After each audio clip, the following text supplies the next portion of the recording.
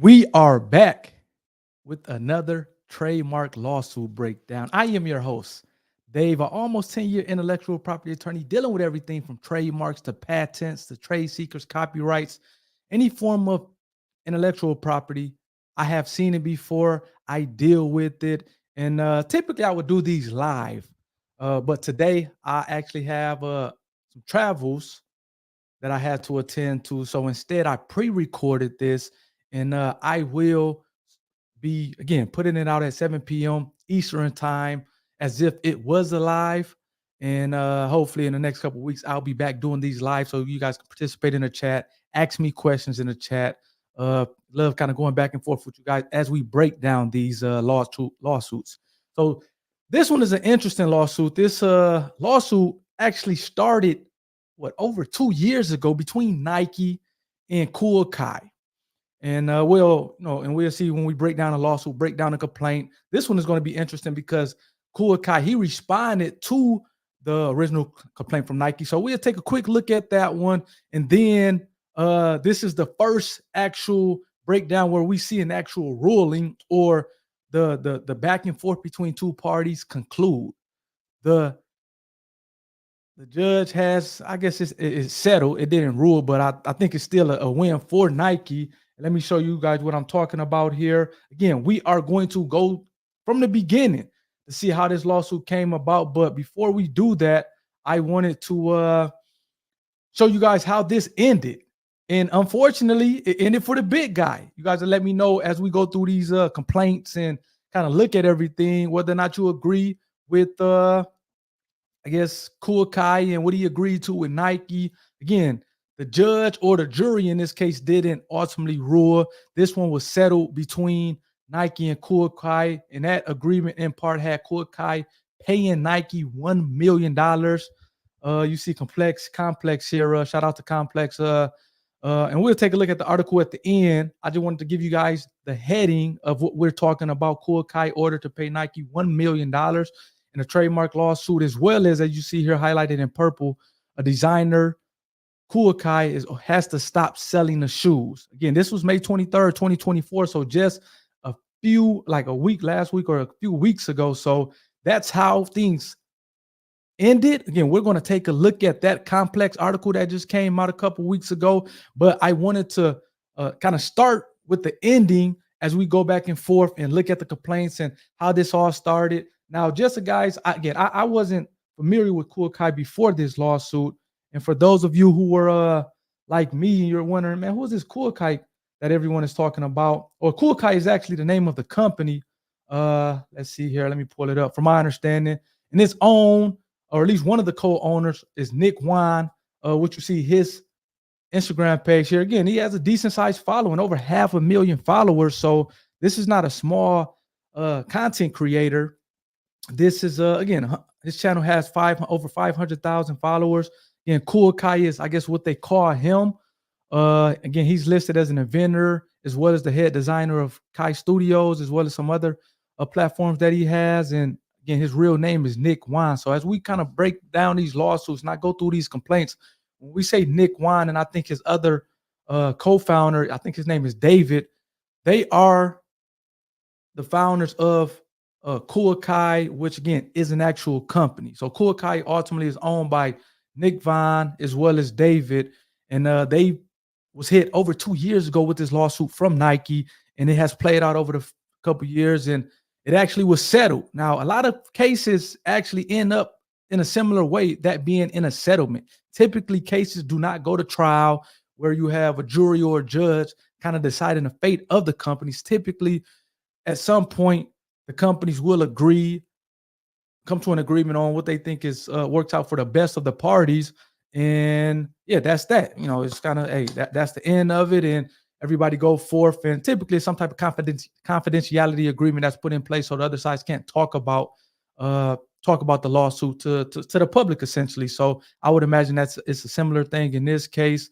Which is, like I said, this is an interesting one. But again, unfortunately, both parties, Nike and Kool Kiy, still have to pay their attorney fees. In addition to, at least like in this case, Kool Kiy has to also pay Nike per their agreement $1 million and stop selling the sneakers. So that's pretty much some type of introduction on things. I do want to bring up this lawsuit, the original lawsuit from we're going to quickly go through this lawsuit as well as we're going to Kai respond. He had his attorneys respond to the Nike lawsuit. So we'll very quickly go over that lawsuit as well. That complaint, I should say. But let's get off into it, starting with the Nike complaint. So again, as you see here, let me kind of try to blow this thing up a little bit. You see this was filed in the Southern District of New York. If you look at the top here, this was filed November 30th, 2022. So just at the end, after Thanksgiving, at the end of 2022. Again, we are in 2024, just crossing a halfway point here in June of 2024. So this was filed, well, I guess maybe almost 2 years ago at this point. And it was filed by, as you see it here, Nike Inc. is the plaintiff. And it seems like it's a number of defendants here. Kai LLC is, I guess, the main defendant, which is, again, like I said, owned by Nick Wine as well as David Weeks. These two are the owners of By Kai LLC. Reloaded Merch. Again, I'm not familiar with Reloaded Merch. I'm not going to be getting off into these other defendants. We're going to be sticking with Kai LLC on this one, which is owned by Nick Wine and David. Reloaded Merch, interestingly enough, again, I'm not sure what happened to their case, but it appears that their attorneys, kind of me going through the paperwork, withdrew at some point because they weren't paying their attorney fees. Again, I'm not sure if Nike was able to settle with it or the court, dismissed this case or have it had a default judgment for Reloaded Merch. And I didn't pay attention to them, just by Kai LLC. Bill Omar, I'm not sure how to pronounce that last name, so I'm not going to butcher it. From my understanding, that's Omi in the Hellcat, which again, and I may do a separate video breaking down his case because it seems like the court ordered a default judgment in favor of Nike against Omi and the Hellcat, which his real name is Bill Omar. And again, it seems like that was an $8 million lawsuit that Omi and the Hellcat has to pay Nike. And again, the court ruled in a default judgment late last year of 2023. Again, we're not going to go through that lawsuit, at least not on this stream. It may be on a different stream. Then the last defendant in this case, or co-defendant, is Winery Planet Import and Export, which seems to be a manufacturing company, which again, I'm not going to go through that one in here. We're focusing on By Kai LLC, but I just wanted to let you guys know that Nike just didn't sue By Kai, which again is owned by Nick Wine and David Weeks. They sued Reloaded Merch, Omi and the Hellcat, or Bill Omar, and then the Winery Planet, which is appears to be a manufacturing company. So let's get started here. Plaintiff Nike for its complaints against defendants Nick Wine, David Weeks, Reloaded Merch, Bill Omar, which again collectively is Omi, and Wandering Planet, all as defendants. So preliminary statement, we're going to go through that here really quickly. The Air Jordan 1. And for those of you who don't know, it seems like, and I'll actually kind of, before we kind of get off into the preliminary statement, I'll let you guys know with By Kai LLC that's owned by Nick Wine, why are they even in trouble by Nike? Again, it'll say this in a lawsuit, but just kind of giving you, so these type shoes, which I think they're low dunks here. Obviously, he has the lightning bolt as opposed to the Nike sign, but Nike is putting forth that he's infringing, or By Kai LLC, along with these other defendants, are infringing their trademarks, their trade dress on the Jordan 1s, as well as some of the other shoes that Nike has protected. You see here, you have to let me know on I think these are the lows. I'm trying to see if I can find they'll be in a lawsuit, so don't worry. Okay, here we go. This is a good one. So these are the Jordan 1, or these are Kool Kiy's version that they're selling, that people, or that Nike specifically said, hey, are infringing their trademark on the Jordan 1. So you guys let me know, do you think that's trademark infringement? Or again, when we say trademark infringement, we're talking about the likelihood of confusion. So do you think that consumers would be confused if they would have bought one of these pairs and to see if they're somehow associated with Nike and the Jordan 1? So that's what this lawsuit is all about. Again, let me get back to the lawsuit so we can go through the preliminary statement here. This is anytime you're looking to trying to come up off a bigger brand like this, you have to understand that they're going to most likely file a lawsuit against you, and it may not work out in your favor. So let's go through the preliminary statement here. The Air Jordan 1 and Dunks. I haven't had any J's in a while now, but that's neither here nor there. So, are two of the most iconic and influential sneaker designers of all time. Probably agree with that. Released decades ago, the Air Jordan 1 and Dunk sneakers have transcended sports and fashion and are coveted by sneakerheads throughout the world. I would probably agree with that.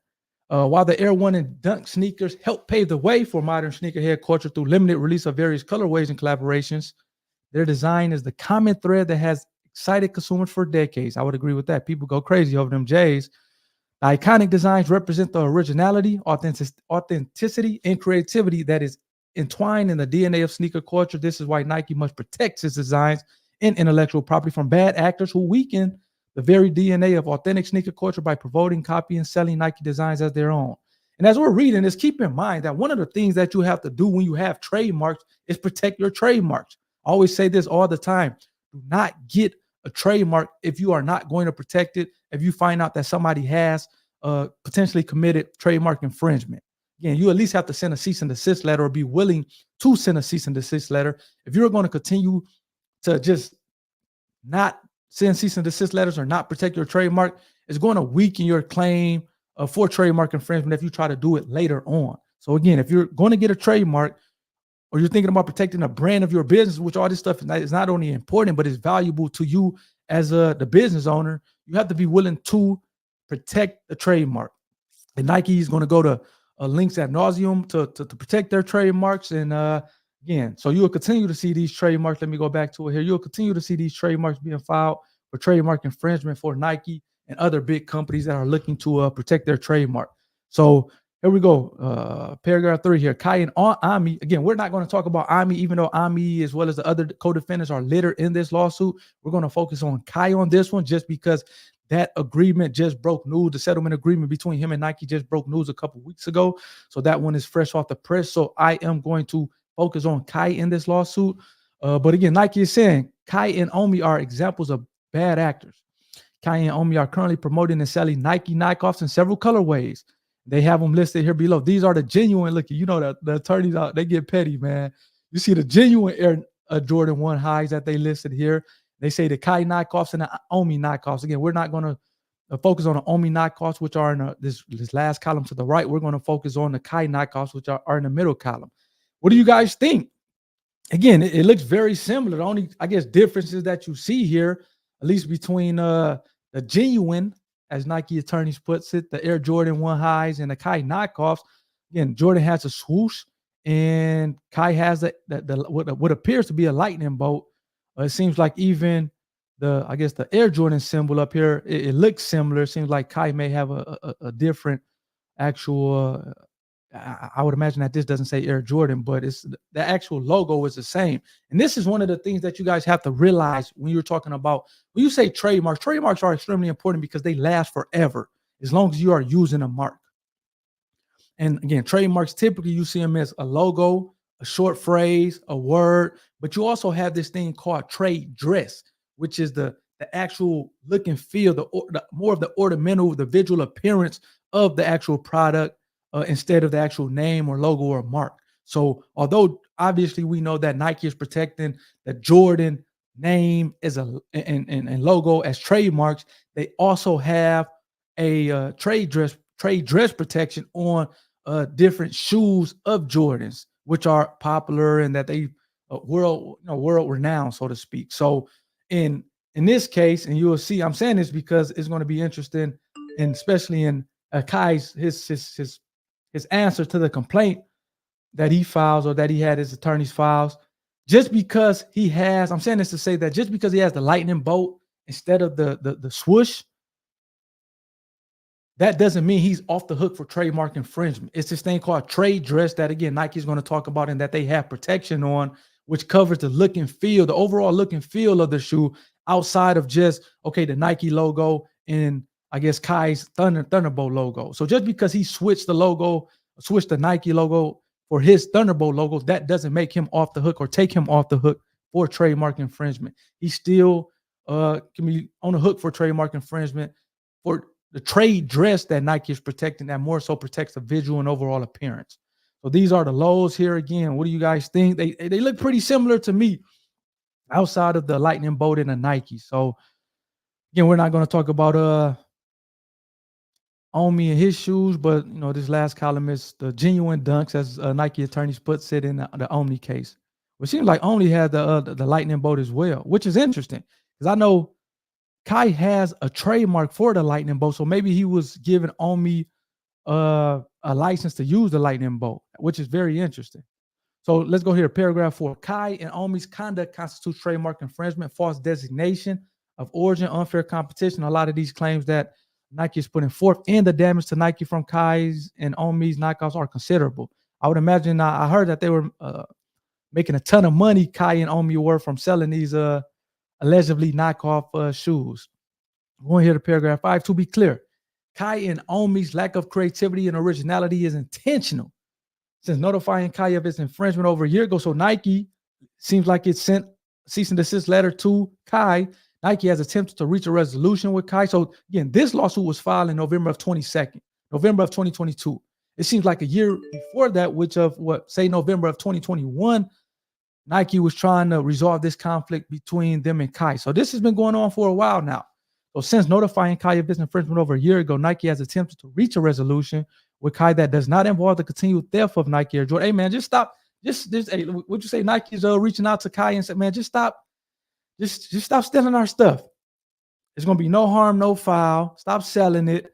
The shoes that look similar to our Jordan 1s, look similar to our lows, and all to be fine in the world. But again, it seems like Kai, Omi, they weren't having it. They kept going, they kept pushing it, they kept selling, making money off of it.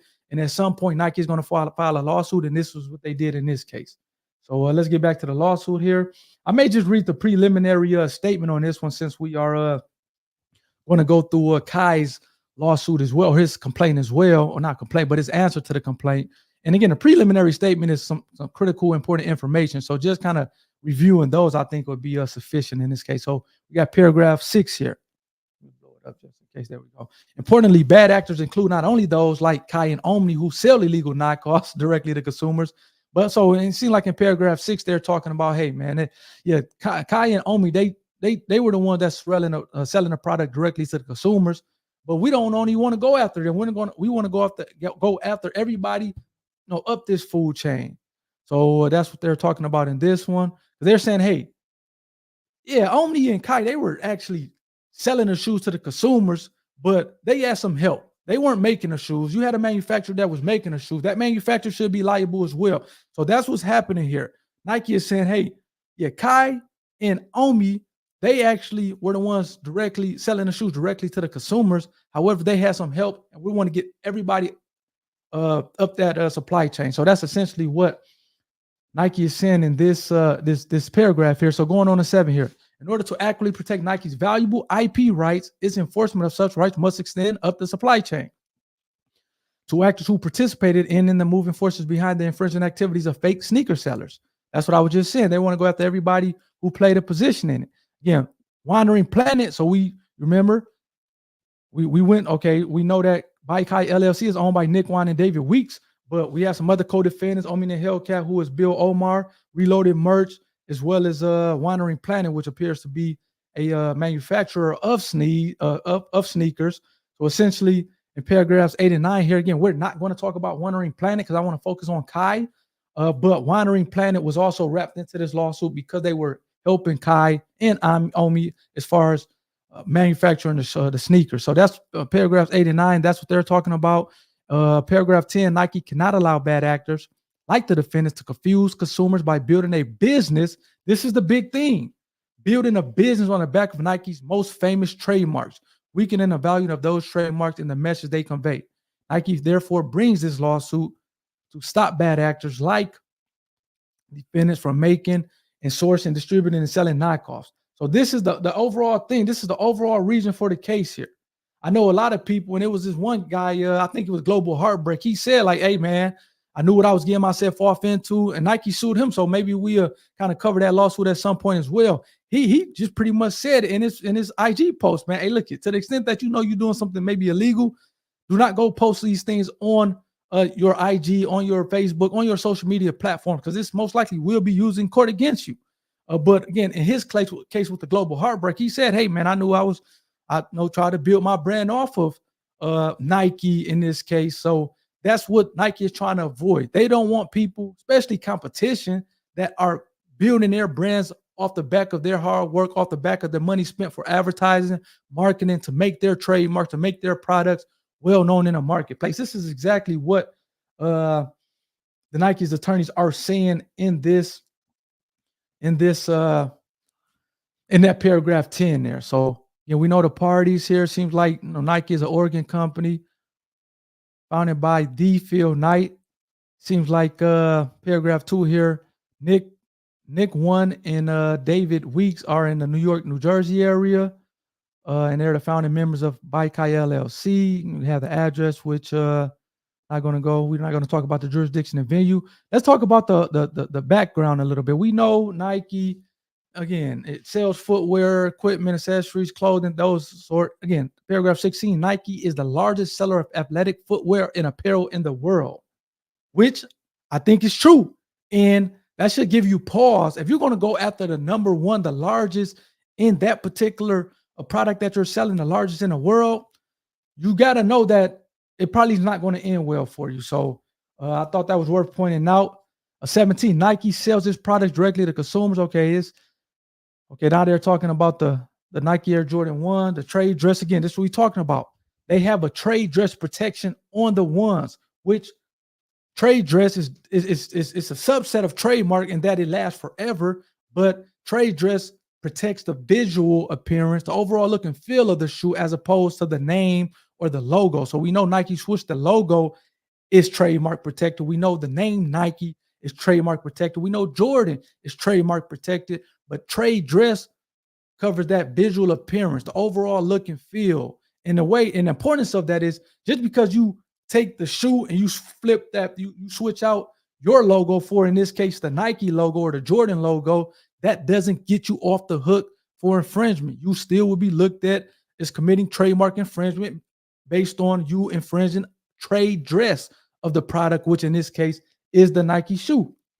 So again, hopefully you guys are picking up what I'm putting down, because hey, to the extent that you try to do something similar that Kool Kiy did, I'll probably be going over your lawsuit as well, your complaint. So Nike creative director. So they just talking about how kind of Jordan came to be and how things formed and how it's different compared to what they say the Converses they were out.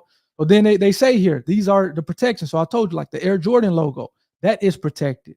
And again, when you protect the mark, you have to put what class you're protecting it in. You can't just have the Nike logo protected in everything under the sun. You have to say, okay, what classes am I doing business in and protected in that particular class? So you see here on this, on the column, you have, okay, they're protecting it in footwear and apparel.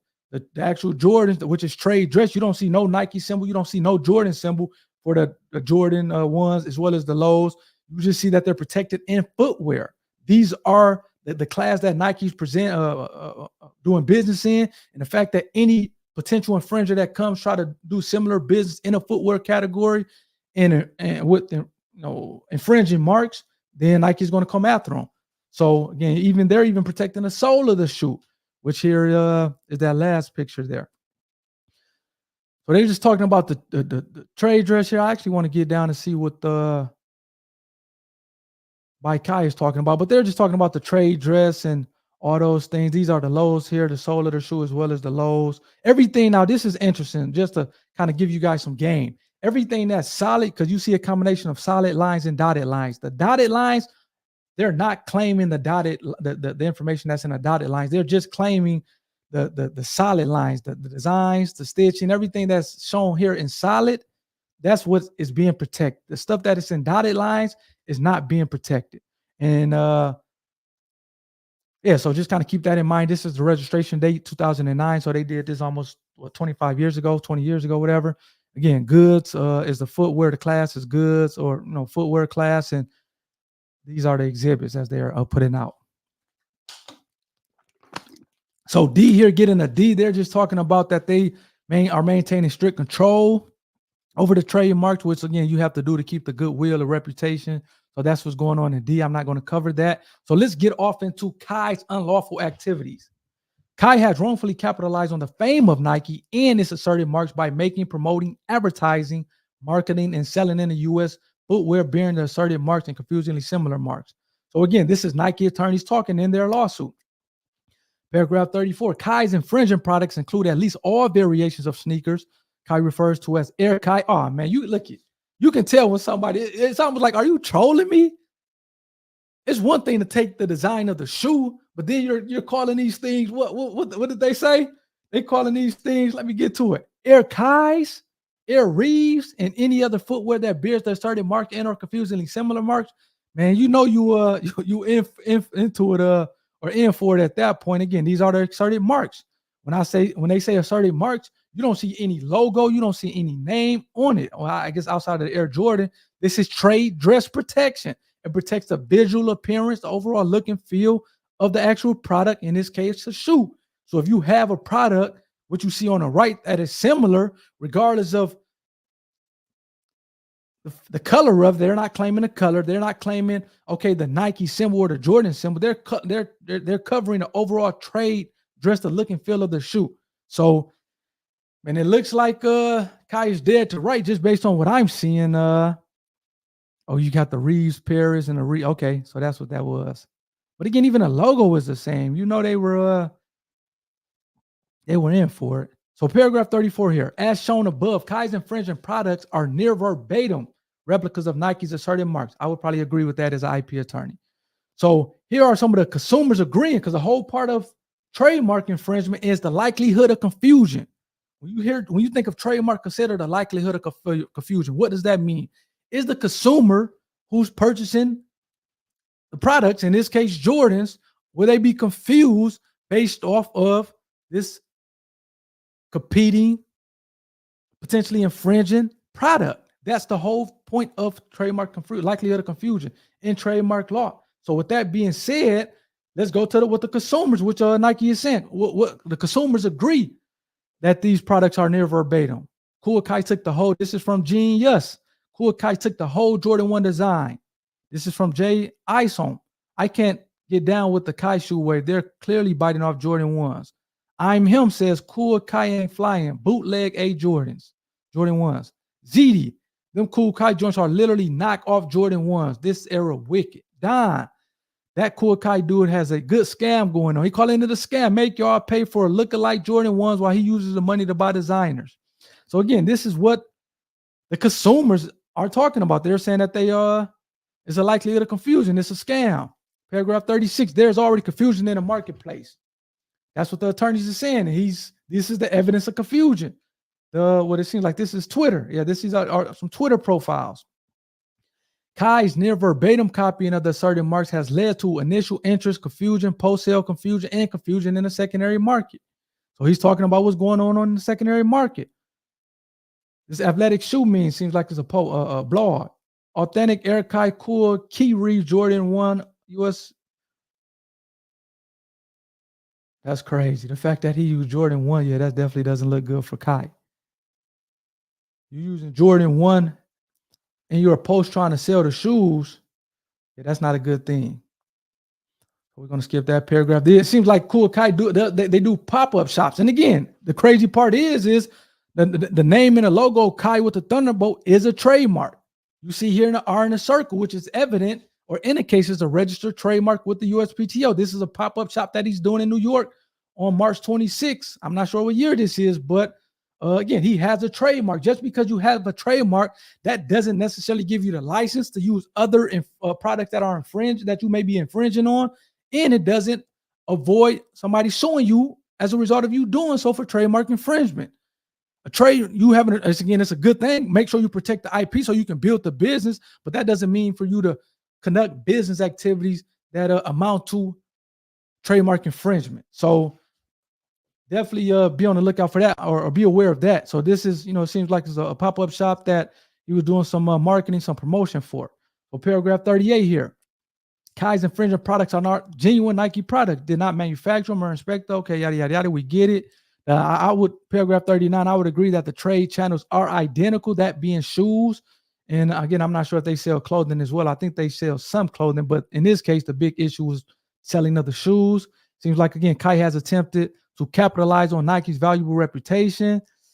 It's hard to disagree with that. Unless stop Kai's infringement products and Kai use of the asserted marks will continue to cause confusion in the marketplace. And again, this is the whole point of trademark infringement. If Nike just sits back and let this goes on, Kai and Omi and the other bad actors are making millions upon millions of dollars selling this potentially infringing products. So as a result of that, courts, the USPTO want you to protect your trademark. And a lot of times you try to do that with sending a cease and desist letter, just trying to play it cool, man. Look, we don't want any problems. Just stop selling it. But sometimes people don't listen, or they want to continue to try to build something off the back of someone else. You got to slap them with the lawsuit.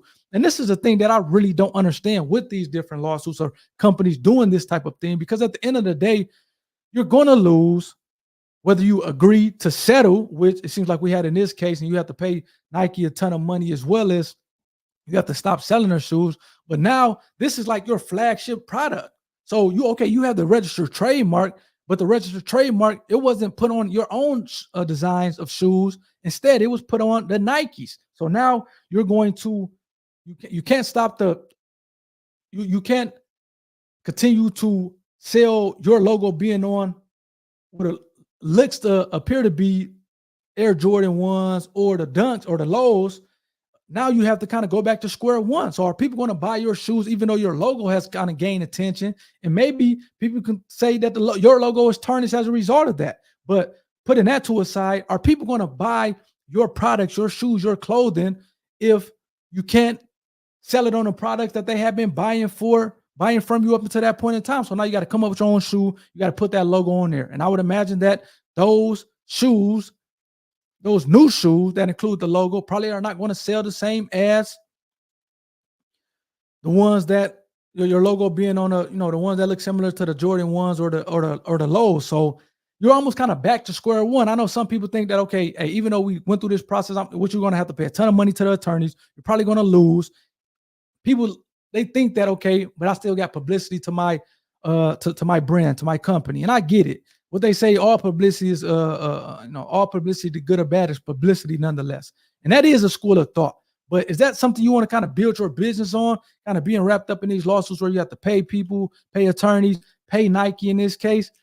I don't think so. But again, that's just me as an IP attorney, me just kind of thinking at it logically. Maybe I'm missing something. So let's go to paragraph 42. On information and belief. Kai's actions alleged here are intended to cause confusion, mistake, or deception as to the source of Kai's infringement products, and are intended to cause consumers and potential customers to believe that Kai's business and products are associated with Nike when they're not. Hard to disagree with that, especially looking at those Twitter posts. Let me see here, paragraph 43, talking about impaired the distinctiveness of the mark. Paragraph 44 is not talking about anything important. Seems like paragraph 45, Kai's actions alleged here are also willful and deliberate. Again, when you see that willful and deliberate word, they're saying, hey, we want additional money. What they're saying, Kai was aware of this asserted marks. It's hard to disagree with that, especially when you're plastering. Look it. Check out the website. I mean, check out his IG. It's hard to disagree that he didn't know the marks when he's plastering these things on his IG page. Now, I'm not a Jordan connoisseur, so I'm not sure all the names of these, but you see the black Jordans here. You see the ones in the middle that came in that gray suitcase. You see, man, he got all type of J's on the what's the name. So it's hard to believe that he didn't know about the ones. Let's see here. Let's go back to the complaint here. We're almost finished. This is Nike complaint. For those of you just turning in, this is Nike's complaint against Kai. We're going to read Kai's answer to the complaint here in a little bit. But again, paragraph 46, Kai's acts complained of herein have caused damage to Nike. Okay, so they're saying that again, we're not going to go over Omi's lawsuit. That's not what we're focusing on Kai here. So we just read the Kai lawsuit. Now let's check out, or the Nike lawsuit against Kai. So let's check out how Kai responded. This is a crazy response too. So again, up until this point in time, we have read Nike's lawsuit versus Kai. This is Kai's response. So again, as we go up to the beginning here, Nike is the plaintiff, and all these is the defendant. Again, we're going to focus on Kai looking, not only is he doubling down at this point, this was filed in February of 23. So this was earlier last year that Kai responded. Now, again, we will read the article from Complex. But again, in that article, they both agreed, Nike and Kai. And what did that agreement consist of? Kai having to pay Nike $1 million and stop selling the shoes. That was ultimately the agreement. So we almost kind of going through this stuff, knowing the end version. I just want to bring to you guys how we got to the end version. So in this lawsuit, let's see here. This is not only has Kai answered the complaint that Nike had that we just read, he's also counterclaiming to invalidate and cancels Nike's marks for being unenforceable. Man, this guy has some balls. Now, you got to say he has some balls. Because not only is he doubling down saying we didn't do anything wrong, he's saying that the Nike's trademarks aren't even protectable. They're unenforceable. They should be invalidated, canceled. That's some pretty ballsy stuff right there. Again, we're not going to read all of this. We're just going to read the preliminary statement, of the complaint. And I'm not sure if you guys can see, but this complaint is 69 pages. We're going to read about 3 or 4 pages. This is what we're going to read, the preliminary statement. And if you look at the counterclaim, this is, again, defendant is not only saying he didn't do anything wrong, he is also trying to cancel Nike's trademarks for being unenforceable. A preliminary statement. This is Kai attorneys. They're talking to the court about Nike. By Kai is a brainchild of 2 young black. Oh man, hey, look, when you start seeing the word black and they're starting to throw the race card out there, that you know you win for one. So let's go back to it. So it's a brainchild of 2 young black American entrepreneurs, Nick Wan, I guess that's what they call Kai, and David Weeks. It is cutting-edge design house with an entrenched and loyal following among celebrities. So it seems like you got some following among celebrities. By Kai makes both shoes and streetwear apparel, are prominently emblazoned with By Kai's name and distinctive lightning bolt. So we talked about the lightning bolt. Again, I want to bring it on me just because you have a trademark. And again, obviously he was putting his trademark on the shoes. That trademark, which in this case is a logo as well as a word, is a combination. It doesn't stop you from infringing products for trade dress. Now, if he put this logo on some different shoes that he came up with, we're not at this point. But the fact he put it on the Jordan 1s, the Dunks, that Nike has protection from a trade dress, the overall look and feel, the visual appearance of the shoe, that's what is allowing Nike to wrap By Kai in this trademark lawsuit for have committed a trade dress infringement. So that's the trademark. That's the registered trademark that Kai does have. Let's go to paragraph 3. The lightning bolt is a registered trademark. Also, they're just talking about the lightning bolt. Again, they're saying the lightning bolt looks nothing like the swoosh, which I agree with. But again, you can tell they're trying to, it's almost like they're trying to distract the court. They're trying to distract what's going on. Nike is not saying that you guys are committing trademark infringement against the swoosh, against the word Nike. They're saying they have this trade dress protection on these Jordan 1s, on these Dunks. You guys are committing trade dress or trademark infringement by way of selling what we have protected as relates to the visual appearance of these 1s and Dunks. So, and I think that's an interesting argument that they're trying. It seems like the Kai's attorneys are trying to kind of say, man, we don't look nothing like the swoosh. We're not talking about the swoosh though. So paragraph 5 here, By Kai shoes are a different type of product than the athletic shoes Nike sells. By Kai shoes use extraordinary range of materials. He gone off into stuff that, in my opinion, doesn't matter. Paragraph 6 here, By Kai shoes are also expensive. Now, I think this is a good argument because, and again, Nike shoes are expensive as well. I think the Jordans cost a couple $100s. So it's not like, for example, a lot of times Louis Vuitton, it can be a lot of arguments that you see versus when expensive brands are selling, expensive brands are suing smaller brands. So for example, Louis Vuitton, if somebody has a purse that we know Louis Vuitton may sell for $5,000, and they say it's a company that's selling that same, not the same purse, but a purse that may be similar, if they're selling it for $30, $40, a lot of times what that small company will put forth is, hey man, people who are buying Louis Vuittons know that they're not buying our $20, $30 product because they know Louis Vuitton stuff doesn't costs $20 or $30. It costs $5,000 or thousands of dollars. And that can be a valid argument. So in other words, the courts will look to whether or not the customer would exert some type of degree of care when buying a product. We know if you're Louis Vuitton customers, you're buying a $5,000 product, you're probably going to pay attention a lot more compared to somebody buying a $20, $30 product. So this is essentially what Kool Kiy and his attorney is saying here. Much more expensive than a typical Nike shoe. Now, I don't know the cost difference. I know Jordans can be hundreds of dollars, $200-300, and Nike and Kiy is saying our shoe. I think he said, before he's saying that they're selling their shoes for $300, which is more expensive than the Nike shoes. And again, from my understanding, Jordan has shoes that are at least $200, but again, $100 difference.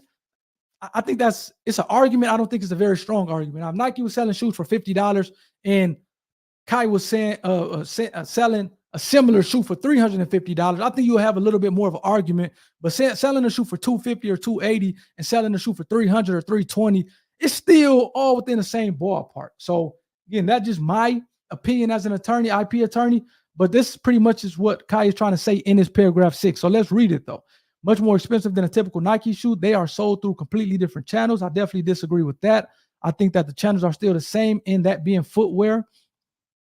Now, also, because this is what he said. He said, including by brand pop-up stores that appear for only a couple of days in a given city and disappear. So he's saying that Kiy's attorney is saying, hey, Kiy selling stuff through pop-up shops. It's selling stuff in different ways that Nike sells his stuff. And I think Nike does pop-up shops, but I know obviously Nike sells their products on their website as well as through a third party such as Foot Action and Foot Locker and Finish Line, where Kiy is saying, no, we're doing pop-up shops and we're doing other things that Nike is not doing. But they don't necessarily care about the channels being like different in that way. If you're selling shoes and Nike is selling shoes, those channels are the same. Now, how you guys are doing it, okay, yeah, Kiy may not be in Finish Line or Foot Locker or Foot Action, but they're still selling shoes just because they're doing it in different ways. So again, me personally, I don't think that's a strong argument, but that's essentially what Kiy is trying to put forth in paragraph 6. Let's go to 7. In streetwear and sneaker culture, the shoes, clothing, and brands you wear are signifiers of what you value and who you support. I would agree with that. Kiy shoes are currently resonant in a different way than Nike shoes. The folks paying $300 or more for sneakers are sophisticated consumers in a specific channel of commerce who know very well that they are not buying Nikes, but are buying shoes from a Black-owned and Black-operated creative business. Nike, for all access, does not have this sort of cachet or image and never can. Also, this is getting personal. While Nike has made its wealth by endorsing Black athletes, it is a big corporation that has historically been run predominantly by white people. So he's trying to play the race card. Hey, they're ran by white people. We two Black entrepreneurs trying to get it. And people know they supporting us, these two Black entrepreneurs, as opposed to supporting Nike, which our consumers know is run by white people. It's an interesting argument, that's for sure. Let's continue to get on it. Nike is as corporate as an investment bank. That's crazy. And everyone knows it. But he's talking about the Colin Kaepernick even made an appearance in his lawsuit. And as much as Nike tries to distract from the fact that through cynical association with Colin Kaepernick, I guess Colin Kaepernick was a part of Nike. They're saying, okay, they're pretty much saying, hey, Nike tried to get with Colin Kaepernick to give them some type of support among the Black consumers, because we all know what Colin Kaepernick was going through with NFL doing them the way they did them. And essentially, the attorneys of Kiy is saying, but we're not buying it. Everyone knows it. Nike appeals to some customers is undeniable, obviously, but it is a fundamental different sort of apparel. But the thing is, and this is how you know the arguments is not as strong, because the fact that you're saying, hey, our customers are sophisticated, they know they're buying a $300 shoe. Typically, you would put, okay, and conversely, Nike shoe is $100 or Nike shoe is $50, which again, it's too much of a difference in price to the point where our customers are sophisticated and knowing that they're buying Nikes. They didn't do that. They just kind of said it in passing and said ours is $300, but they didn't make that connection to say, okay, but Nike shoe is extremely less than ours, which means that our customers are more sophisticated in knowing that they're buying our shoes versus Nike. That's what, again, I would like for them to close the loop, but I think they didn't close the loop because Nike Jordans, as we all know, goes for hundreds of dollars. But again, you have to try. That's the one thing about attorneys, man. You have to try. You have to put forth some type of argument. I think we're almost done here with this lawsuit. Paragraph 8 here, Nike remarkably seems to concede many of these facts in their complaint, even including cherry-picked social media postings where members, they're just saying, hey, them social media postings that you guys, that Nike had in their complaint, those were cherry-picked. Which, I mean, obviously you're going to cherry pick them to make you look best in your complaint.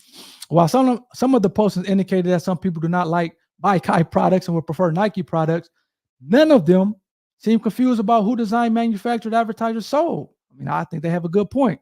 And what they say, this is a fatal flaw in Nike's case. I do think that was a good point. But at the end of the day, again, likelihood of confusion to the consumers, I still think that Kiy, they're swimming up the current with this one. So Nike has a history of aggressive trademark litigation like this case. But as I talked about earlier, you have to have that aggressive trade. You have to protect the trademark, which I don't really like this paragraph and where it's going just from the first sentence, because a part of trademark law is you have to protect your trademarks or else it can affect the credibility of the trademark. You can almost get your trademark invalidated or canceled if people are just using it and you're not doing anything about it and letting people dilute the trademark, dilute the brand.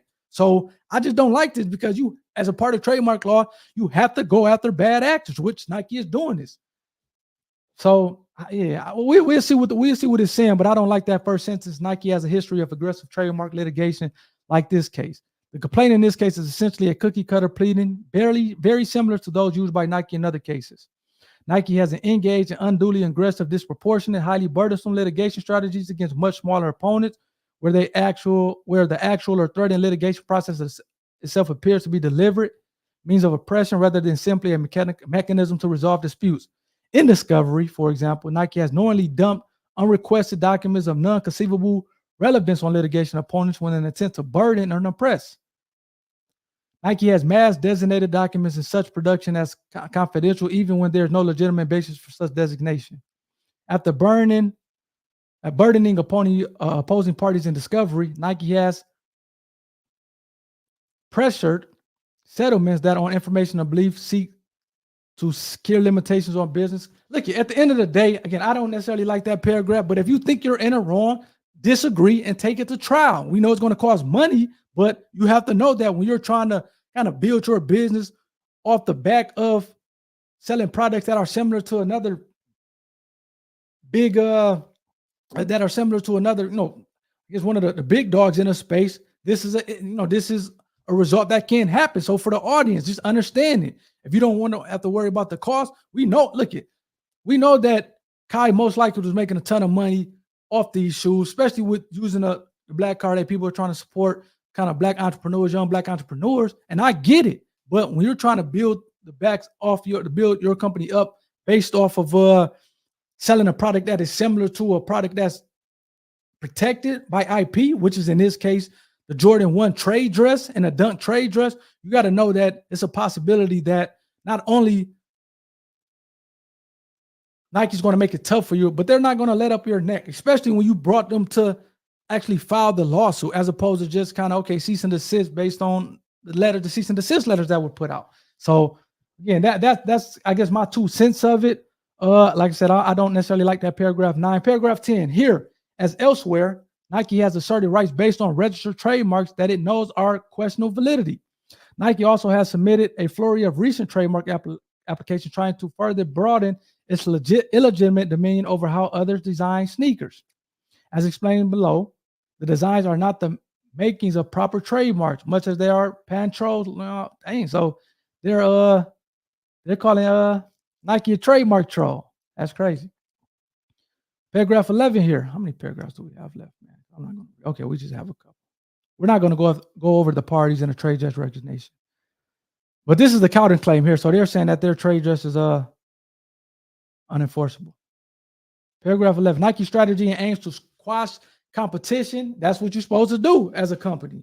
And intimidate legitimate businesses, including small American designers that often lack the resources. He's playing a victim card here. They're playing a victim card in paragraph 11. Let's go to 12. The claims in this counterclaim are not based on Nike swoosh, which is a valid trademark. So look, they're saying, hey, the swoosh is a valid trademark, but this trade dress stuff, this is bull. This is BS. This is not a valid thing. But again, people don't know. You can have trademarks, which are logos and short phrases and words, but you can have trade dress, which is the visual appearance of the shoe. So, but again, if you and trade dress protection is a little harder to get because it lasts forever. So they're going to look at the distinctiveness in the marketplace a little bit more harshly. You're going to have a ton of marketing, a ton of advertising, so that people know that this particular shoe or this particular product is yours.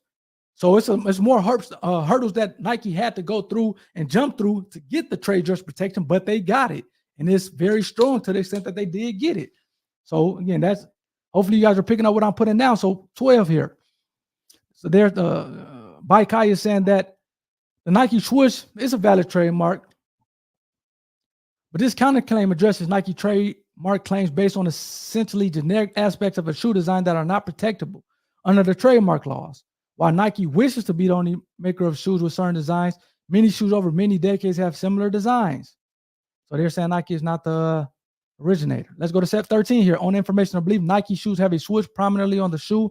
Nike has rigorous standards for the we're not talking about the swoosh here. On information of belief, all of the Dunks and Jordans sold by Nike that are at issue in this case have a large swoosh predominantly. So he wants to keep going back to the swoosh. You see what he's trying to do, right? He's like, look, our shoe doesn't have the swoosh. The swoosh is a valid trademark. The swoosh is prominently applied on these shoes, and our stuff doesn't have the swoosh. It have our lightning bolt and our Kiy trademark. He's trying to take them away for the actual overall trade dress protection and get the course and the jury to look at the swoosh marks. It doesn't work like that. If you have trade dress protection, which Nike has, we don't care about the actual. And then that's why if you actually go to let's go back up here. If you actually go to what's being covered, and they're not going to have it, I don't think, in their mark. Okay, here we go. So this is a little later down. But if you actually go to the trade dress, and again, everything that's in solid is protected. Everything that's in dotted or in dotted lines is not protected. But what do you see here? It's no logo that is associated with the mark. They're not claiming the logo. They're just claiming the overall look and feel, the visual appearance of the shoe. That's the power of trade dress protection. Hopefully you guys are learning something today. So let's go back up here. I think it was 13. We're not going to read the trade dress claims, but that is some interesting claims that I think are maybe not as strong. But again, you have to put your best foot forward. So here, 13. Okay, here we go. The swoosh is the most recognizable element of the shoes, and on information of belief, I don't care them keep saying on information of belief, but it's the only visual mechanism by which nearly all consumers recognize the shoe as Nike. Clearly, that's not the case because others recognize it even without the swoosh. So 14 here, Nike has never presented any credible evidence or persuasive argument, let alone any empirical showing that claims of distinctness, trade dress, or likelihood of confusion to have any basis in reality. That's just not true. They showed comments on the Twitter profile of your guys' shoe that said these are knockoff Jordan 1s, even though the Nike swoosh was not put on it. That lets you know that the actual look and feel, the visual appearance of the shoe matters, and that consumers, at least some, on the Twitter profile or the Twitter platform, called it out or noticed it. So I see, I don't necessarily like 14, or I don't think it's a winning paragraph. I'll say that. Paragraph 15, and as demonstrated by Nike's own complaint, there's no credible argument that there's any confusion of the marketplace by Kiy shoes. By Kiy shoes are sold in different channels and at different price points than Nike's. Again, he's selling the price points, but he's not giving them. And again, the channels, we don't care that you're doing pop-ups as opposed to retail and having your own website and things like that. The channel is shoes and apparel, I guess, for that matters. And it's a similar channel. So I don't like paragraph 15. The last paragraph that we will read in Kai's response. Finally, Nike claims that the settlement discussions between the parties prior to the filing of the action shown that Kai's purported infringement is intentional. Quite the contrary. Kiy refused to sign onto a settlement, which is interesting reading this paragraph because we know they ultimately settled. But they're saying, at least at this point, early last year of 2023, that the infringement, the claim shown by Kiy that the infringement is intentional. So it seems like in a settlement agreement, Nike wanted Kiy to say that the infringement is intentional, and Kiy didn't like that. So it seems like Nike has at least some crazy terms in the settlement agreement. Quite to the contrary, Kiy refused to sign on to a settlement that would give away rights to Nike that Nike does not have by law, that Nike doesn't have by law. Nike wanted to negotiate an improvement on the trademark laws for itself.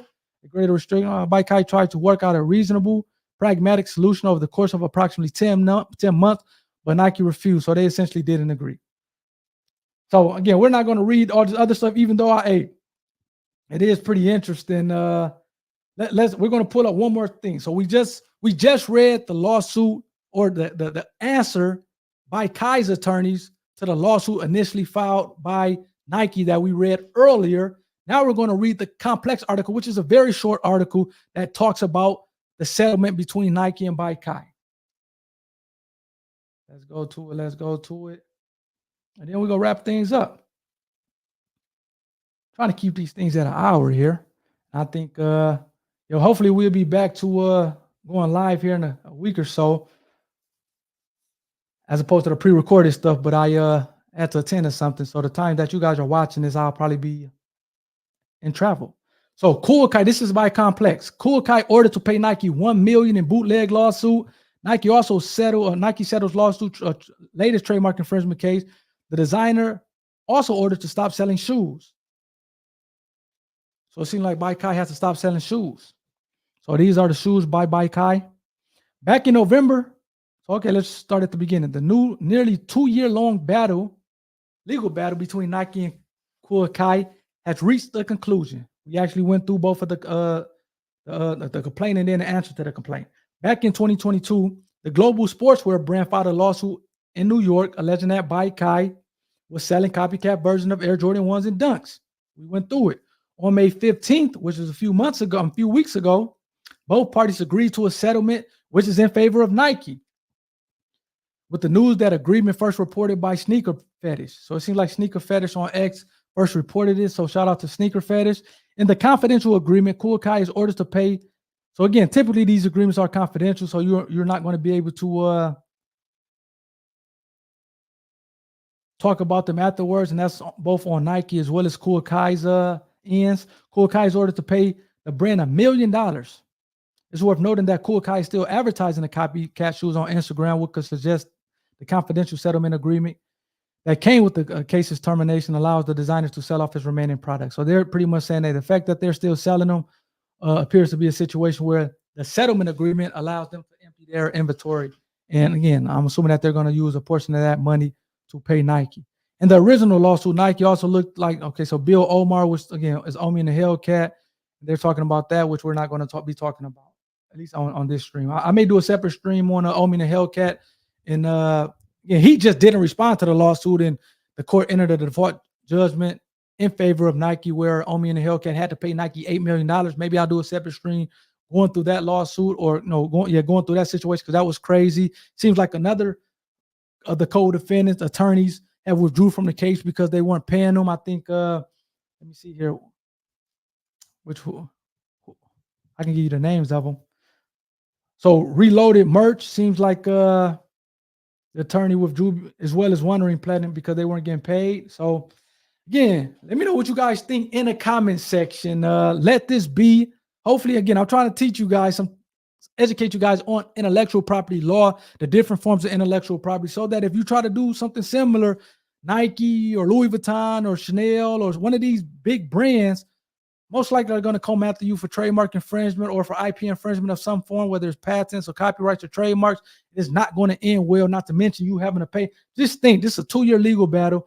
I would imagine that by Kiy probably spent hundreds of thousands of dollars just in attorney fees, not to mention they have to turn around and pay Nike $1 million, and then they're back to square one. Yes, you have a brand, you have a trademark, but you don't have a product, or at least not a shoe to put it on, which may be kind of major product, go through the roof at the beginning. So again, what do you guys think? Do you guys think that it worked out in favor of Nike, or do you think it worked out in favor of both Nike as well as by Kiy? Sometimes just because you have an agreement, that doesn't necessarily mean one party or won the case. Again, this can be kind of work the best thing that could have happened for by Kiy, as opposed to him going to court, spending another hundreds of thousands of dollars on lawyer fees, and then a jury coming back and saying you got to pay Nike 10, 15, 20, 30 plus $1 million. So again, this could have been a favorable decision from by Kiy. Now, we don't know the terms of the confidential agreement because those weren't put out, but we know it was agreement reached a couple weeks ago. Hopefully you guys got something out of this. Beware if you're looking to do something similar to Kool Kiy, because it's probably not going to end well.